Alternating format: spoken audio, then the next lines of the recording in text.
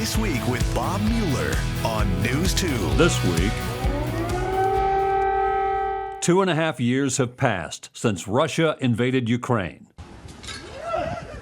The result, thousands dead, millions homeless or turned refugee forced to flee. Once again, it's like the cowardly tactics of Russia. Instead of, fighting at the battlefield and making progress there, they're bombing maternity hospitals. One person, Christina Katrakis, a former Memphis artist, now an ambassador for the Foundation for United Nations, stayed. I'm an American, and my 6-year-old son who's with me here is an American, and we refused to leave. We decided to stay and to continue on helping, because if everybody leaves, then who's going to help? Christina and her husband Roman and son Mark stayed to provide food, clothing, and shelter to war-battered Ukrainians. Until the day when the eyes of the Independence Monument look down upon a city and country once again at peace. God bless you. With no end in sight, the urgent need now is medical help, supplies, medicine, and more. Another day, another night of missiles and rockets hitting Ukraine. We also reunite with my longtime friend, longtime Nashville photojournalist, David Van Hooser, who documented Christina's mission work in Ukraine. Hello again and welcome to another edition of This Week. Our focus this week, the war in Ukraine. No longer always daily front page news, yet the death and carnage of war continues. Tonight we reunite with my friends Christina Katrakis from Ukraine and Nashville photojournalist David Van Hooser joins us here in studio. We begin tonight with a story we brought you on this program 2+ years ago. Christina Katrakis in Ukraine in her own words.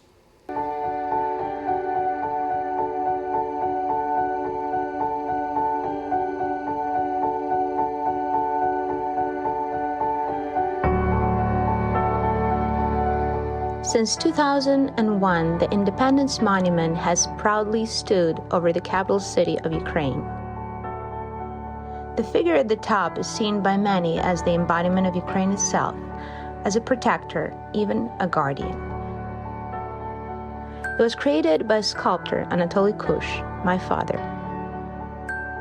For the model of the face and figure, my father chose me.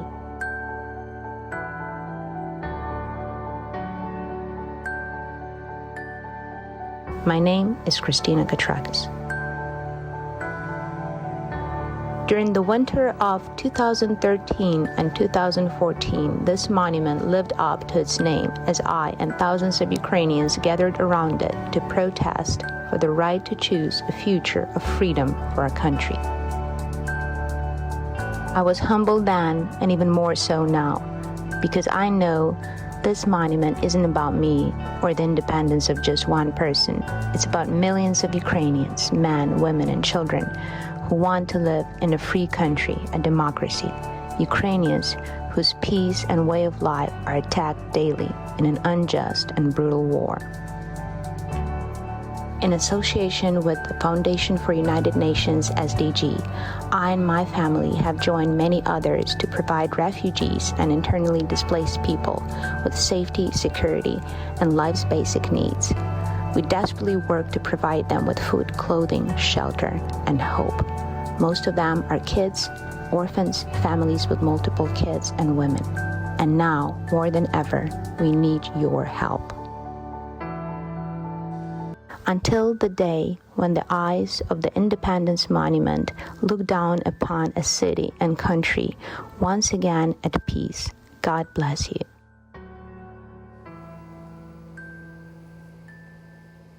My longtime friend, photojournalist David Van Hooser, has traveled to Ukraine to document Christina's work twice.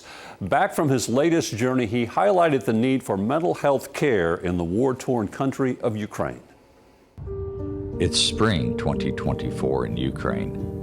The peaceful setting of the western countryside is a pleasant lie.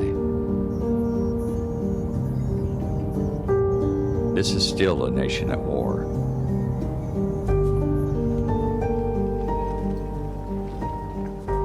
One proof of that is in the Ukrainian city of Ivano-Frankivsk. In the middle of the city is a street that has drastically changed since February of 2022. I'm told is called Street of Glory of Fallen Soldiers.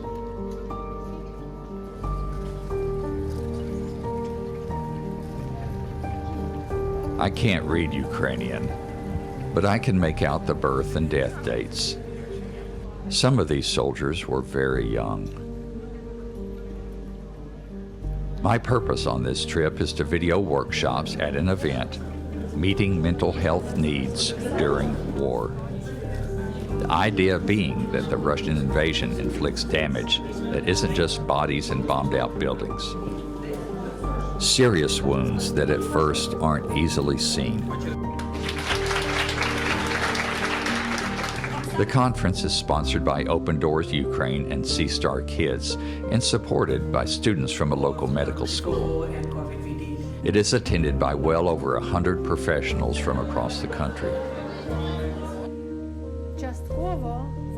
Workshops are led by psychologists, counselors, social workers, and trauma specialists, one of whom is Dr. Joshua Krameyer from the United States, who discovers that a great need during time of war is to just live normally. This is what we need to keep focused on. So again, I knew these things in my head, but it's reinforced it for me with these experiences. Just there's so many more I could share of how powerful normal life is, and that we need to do that despite the war going on around us. We need to be safe.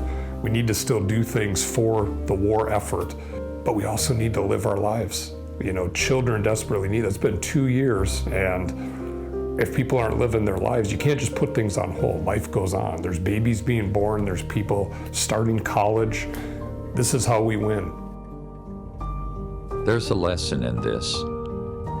Underneath appearances, there may be other battles going on, and those battles also have to be fought. Stay with us. This week continues in a moment, and a conversation with Christina Katrakis and David Van Hooser.